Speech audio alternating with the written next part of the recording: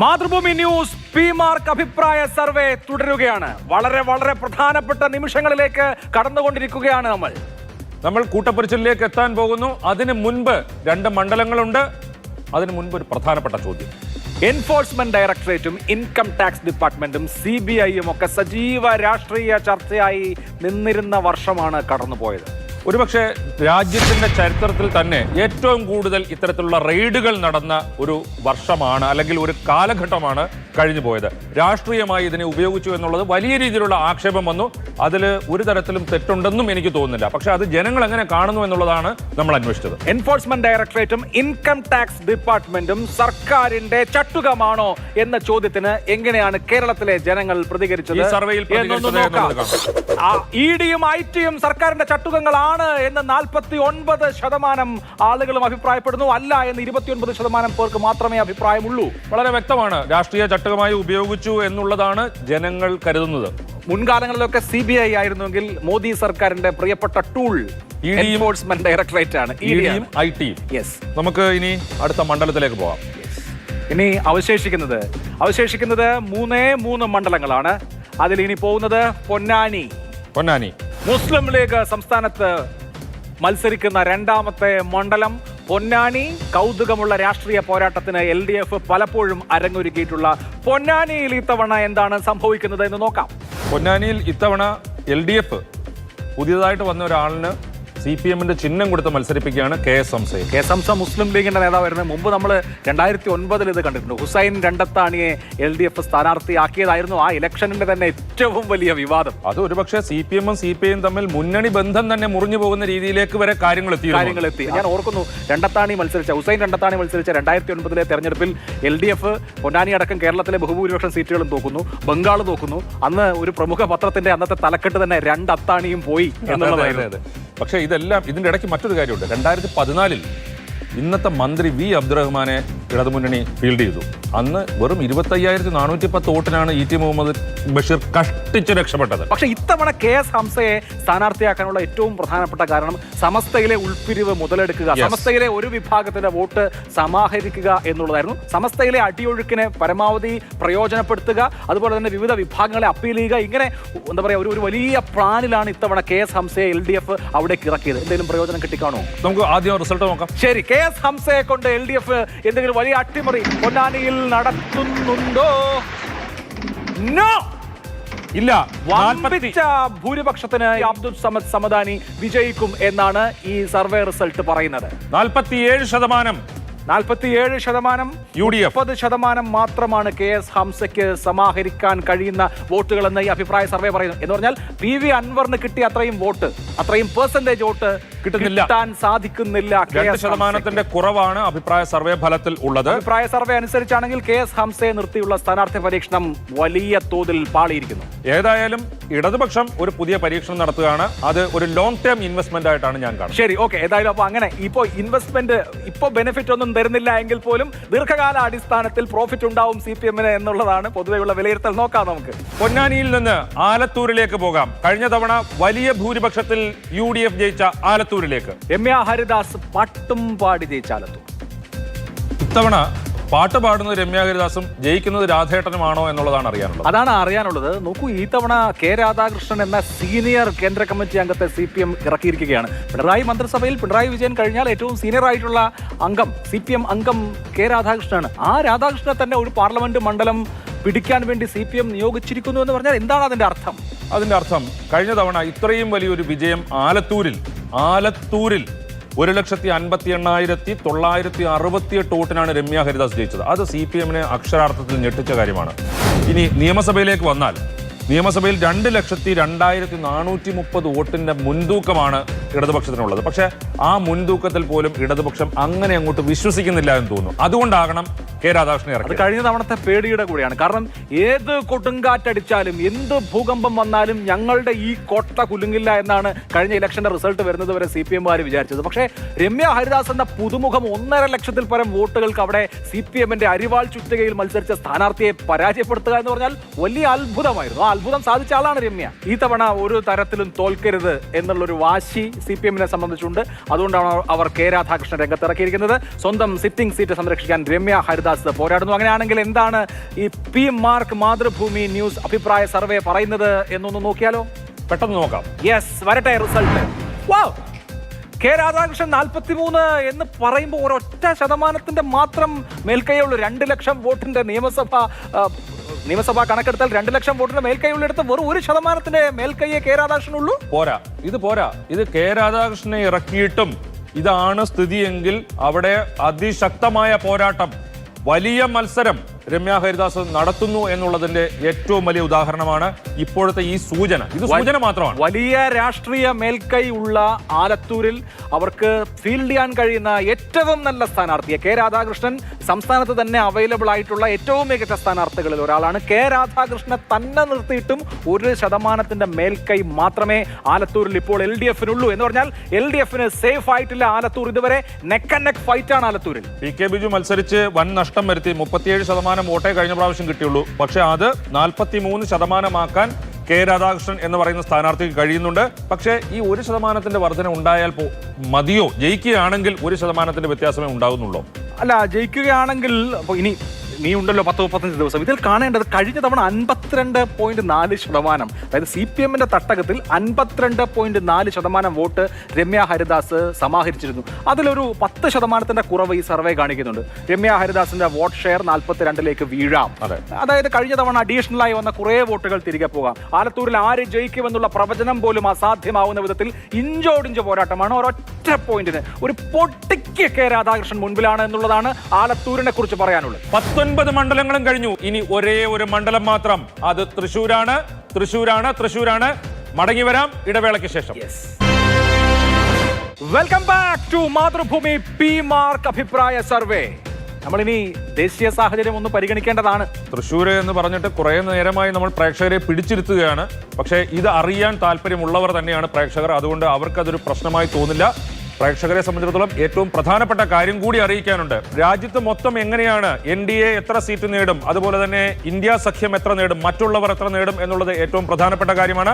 അതിൽ തന്നെ ഏറ്റവും കൂടുതൽ സീറ്റുകളുള്ള ഉത്തർപ്രദേശും അതിന് തൊട്ട് താഴെ നിൽക്കുന്ന മഹാരാഷ്ട്ര ഇത്തവണ ഇന്ത്യ മുന്നണിക്ക് കാര്യമായ പ്രതീക്ഷകളുള്ള ഒരു സംസ്ഥാനമാണ്. അവിടെ ശിവസേനയുമായിട്ടും NCP-യുമായിട്ടും കോൺഗ്രസ് സഖ്യം വളരെ ശക്തമായി മുന്നോട്ട് കൊണ്ടുപോകുന്നു. മഹാവികാസ് അഘാഡിയാണ്.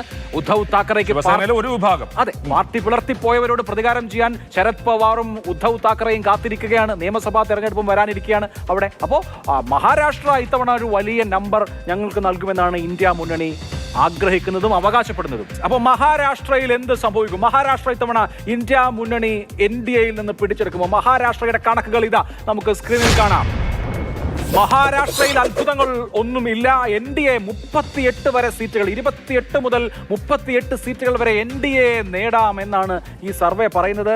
10 മുതൽ 20, പരമാവധി 20 സീറ്റാണ് മഹാവികാസ് അഘാഡിക്ക് കിട്ടുക.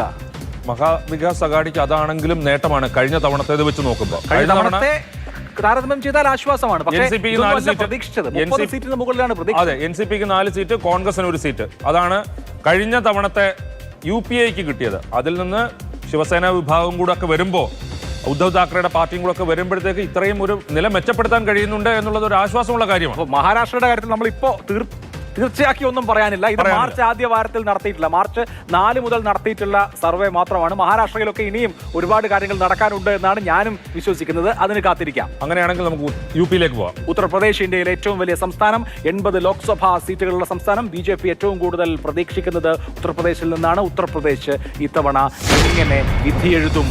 ഉത്തർപ്രദേശ് നോക്കൂ, 74 സീറ്റ് വരെ, 68 മുതൽ 74 സീറ്റുകൾ വരെ ഉത്തർപ്രദേശിൽ നിന്ന് NDA സമാഹരിക്കാം. ഇന്ത്യ മുന്നണിക്ക് 7 മുതൽ 11 സീറ്റുകൾ വരെ മാത്രമാണ് പ്രതീക്ഷ. ഇത് കഴിഞ്ഞ തവണത്തേക്കാൾ മെച്ചമായ സ്ഥിതി. BJP അവിടെ കൂടുതൽ സീറ്റുകൾ നേടുന്നു എന്നുള്ളതാണ് ഇപ്പോഴത്തെ. BJP അതിനു വേണ്ടിയിട്ടുള്ള എഞ്ചിനീയറിംഗ് ഇതിനോടകം തന്നെ നടത്തിയിട്ടുണ്ട്. RLD-യെ കൊണ്ടുവന്നവർ പശ്ചിമ UP-യിലെ കർഷക രോഷവും ജാട്ട് രോഷവും ന്യൂട്രലൈസ് ചെയ്തിരിക്കുന്നു. ചരൺ സിംഗിന് ഭാരതരത്ന കൊടുത്തത് നമുക്കറിയാവുന്നതാണ്. RLD എന്ന കക്ഷിയെ അവർ ഇന്ത്യ മുന്നണിയിൽ നിന്ന് എടുത്തിരിക്കുന്നു. അതേസമയം തന്നെ മായാവതി ഫാക്ടർ അവിടെ നിൽക്കുന്നു. മായാവതിക്ക് ഇപ്പോഴും ജാത്തവ് വോട്ട് ബേസ് ഉണ്ട്. പക്ഷെ അത് വിജയത്തിലേക്ക് കൺവേർട്ട് ചെയ്യാൻ കഴിയില്ല. പരമാവധി മറ്റുള്ളവർക്ക് 0 മുതൽ 1% വരെ സീറ്റുകളാണ്. നമുക്ക് ഇനി നാഷണൽ ടാലിയിലേക്ക് പോകാം. ആര് ഭരിക്കും ഇന്ത്യ? പി മാർക്ക് രാജ്യവ്യാപകമായി നടത്തിയ ഒപ്പീനിയൻ പോളിൽ എന്താണ് നാഷണൽ ടാലി? ഏതൊക്കെ പാർട്ടികൾ എവിടെയൊക്കെ നിൽക്കുന്നു? നരേന്ദ്രമോദിയുടെ ഡ്രീം റൺ അവസാനിപ്പിക്കാൻ ഇന്ത്യ മുന്നണിക്ക് കഴിഞ്ഞിട്ടുണ്ടോ? അല്പമെങ്കിലും എവിടെയെങ്കിലും നമുക്ക് നോക്കാം ഇന്ത്യ ആര് ഭരിക്കുമെന്ന്. ഹെലികോപ്റ്റർ വന്നു കഴിഞ്ഞു. ഇന്ത്യ വീണ്ടും നരേന്ദ്രമോദി ഹാട്രിക് വിജയം നേടുന്നു. 410 സീറ്റ് വരെ നേടാം. 370 മുതൽ 410 വരെ വലിയ നമ്പറാണ്. 370 മുതൽ 410 സീറ്റുകൾ വരെ നേടിക്കൊണ്ട് NDA ഭരണം നിലനിർത്തുമെന്ന് പി മാർക്ക് അഭിപ്രായ സർവേ പറയുന്നു. UPAക്ക് അല്ലെങ്കിൽ ഇന്ത്യ മുന്നണിക്ക് 110 മുതൽ 130 സീറ്റുകൾ വരെ മാത്രമാണ് ലഭിക്കാനിട. മറ്റുള്ളവർക്ക് 40 സീറ്റ് വരെ, 25 മുതൽ 40 സീറ്റുകൾ വരെ. അപ്പോ അക്ഷരാർത്ഥത്തിൽ നരേന്ദ്രമോദിയുടെ തേരോട്ടമാണ് ഇപ്പോൾ അതാണ് സ്ഥിതി. രാജ്യത്തെ സ്ഥിതി അതാണ്. അവർക്ക് അധികാരമുണ്ട്, ഭരണമുണ്ട്, പണമുണ്ട്, സഖ്യകക്ഷികളുണ്ട്. എല്ലാ തരത്തിലും ഒരു ഫോർമിഡബിൾ ശക്തിയാണ് NDA. ഉത്തരേന്ത്യ തൂത്തുവാരാനുള്ള രാഷ്ട്രീയ സാഹചര്യം പശ്ചിമ ബംഗാളും ബീഹാറും പുതിയ രാഷ്ട്രീയ സമവാക്യങ്ങളിലൂടെ അവർ മുൻതൂക്കമുള്ള ഇടങ്ങളാക്കി മാറ്റുന്നു. മഹാരാഷ്ട്രയിലും കാര്യമായ നഷ്ടങ്ങളില്ല.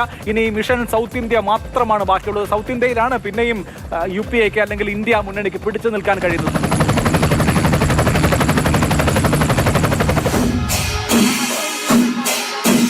നമ്മൾ കാത്തിരിക്കുന്ന നിമിഷം. ആനകൾ നിരന്നു കഴിഞ്ഞു. യെസ്, ഇനിയിപ്പോ തൃശ്ശൂരിനെ ആരെടുക്കും എന്ന് അറിഞ്ഞാൽ മതി. സുരേഷ് ഗോപി 5 കൊല്ലം മുമ്പേ ചോദിച്ചതാണ് തൃശ്ശൂരിനെ. 5 കൊല്ലം മുമ്പ് ചോദിച്ച തൃശ്ശൂരിനെ തൃശ്ശൂർക്കാർ ഈ തവണ സുരേഷ് ഗോപിക്ക് കൊടുക്കൂ. അതാണ് നമ്മൾ അറിയാൻ പോകുന്നത്. നിമിഷങ്ങൾ മാത്രം ബാക്കി. ഈ ആനകളിൽ ആർക്കാണ് തലപ്പൊക്കം എന്നുള്ളത് നമ്മൾ അറിയാൻ പോവുകയാണ് എത്രയും പെട്ടെന്ന്. കെ കരുണാകരന്റെ തട്ടകമായിരുന്നു തൃശൂർ. കെ കരുണാകരന്റെ മകൻ കെ മുരളീധരൻ സ്വന്തം പാർട്ടിയുടെ അഭിമാനം സംരക്ഷിക്കാൻ ഇത്തവണ ഇറങ്ങി കളിക്കുകയാണ് തൃശൂർ. അപ്പൊ സുരേഷ് ഗോപിയെ കെ മുരളീധരൻ തടയുമോ? സുരേഷ് ഗോപി കഴിഞ്ഞ തവണ വലിയ ഇമ്പാക്ട് ഉണ്ടാക്കിയ ഒരു സ്ഥാനാർത്ഥിയാണ്, ഒരു സംശയവുമില്ല. ഇപ്പൊ കെ കരുണാകരന്റെയും കെ മുരളീധരന്റെയും കാര്യം പറയുമ്പോൾ ഇവർ രണ്ടുപേരും തോറ്റ മണ്ഡലം കൂടിയാണ് ഈ തൃശൂർ മണ്ഡലം. രണ്ടും വി വി രാഘവനോട് തോറ്റ മണ്ഡലമാണ്. തന്നെ കരുണാകരൻ കുടുംബത്തിന് തൃശ്ശൂർ ഒരു രാശിയിലെന്നാണ് എനിക്ക് തോന്നുന്നത്. പിന്നെ VS സുനിൽകുമാർ തന്നെ പത്മജയെ തോൽപ്പിച്ചു. ഈ അവിടെ നിയമസഭാ മണ്ഡലത്തിലാണത്. 2016 പത്മജ VS സുനിൽകുമാറിനോട് തോറ്റു. 2021 ബാൽസിയോട് തോറ്റു. അതിനു മുൻപ് മുകുന്ദപുരത്ത് ലോനപ്പൻ നമ്പാടിനോട് തോറ്റു. കെ മുരളീധരനും കെ കരുണാകരനും വി വി രാഘവനോടും തോറ്റു. 93,633 വോട്ടിന് ജയിച്ച TN പ്രതാപനെ എന്തിനാണ് കോൺഗ്രസ് മാറ്റിയത് എന്ന് എനിക്കിതുവരെ മനസ്സിലായിട്ടില്ല. എന്തായാലും തെരഞ്ഞെടുപ്പ് കഴിയുമ്പോൾ നമുക്ക് മനസ്സിലാവുമായിരിക്കും. കോൺഗ്രസ് ആണോ മാറ്റിയത്, അതോ കോൺഗ്രസിന് വേണ്ടി സുനിൽ കനുകൂലുവാണോ മാറ്റിയത്, അങ്ങനെ പലതരത്തിലുള്ള ചർച്ചകൾ നടക്കുന്നുണ്ട്. പക്ഷെ ഞാൻ പറയും അതൊരു വളരെ ഗംഭീരമായ തീരുമാനമായിരുന്നു എന്ന് പറയും.